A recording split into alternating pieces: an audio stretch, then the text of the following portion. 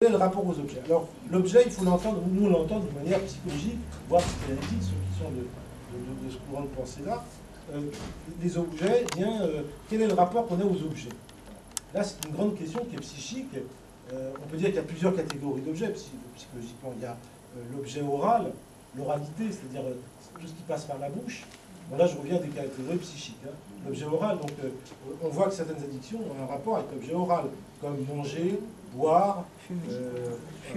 Alors, dans les drogues, il y a aussi beaucoup les drogues, elles sont soit inhalées, c'est-à-dire respirées, donc ça passe aussi par le corps, hein, la respiration. Soit elles sont, ça commence aussi par un I, je le dis toujours, soit on le boit, hein, et soit elles sont injectées.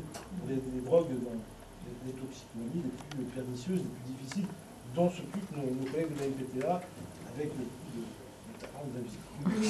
Donc, ça passe par le corps, encore là. Hein, et donc, on voit qu'il y a des choses autour du rapport à l'objet qu'à l'être humain. Alors après, c'est vrai qu'il y a, on distingue d'autres catégories d'objets. Il y a des objets qui passent par des sens, comme la vue.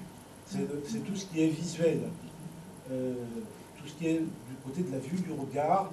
Et donc là aussi, dans les addictions, il y a beaucoup de choses du côté du regard, de la vue, dans des gens qui sont complètement dans Internet, dans ce qui se voit. Après, il y a tout ce qui est auditif, par l'oreille, etc. Donc après, il y a d'autres objets, il y a ce qu'on appelle tout ce qui est autour de la sexualité, et tous les objets aussi qui sont plus du côté anal. Par exemple, c'est le rapport du petit enfant à son caca. On sait que c'est quand même quelque chose qui est un moment de développement. Donc, et on va le retrouver chez l'être humain, ce rapport à ces 5 objets, on va le retrouver tout au long de sa vie, sous différentes modalités, sous différentes... Et il peut y avoir des pathologies du rapport à l'objet.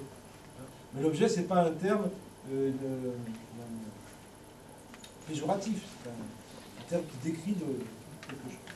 Donc je pose quelques jalons, quelques repères dans cette question des nouvelles addictions.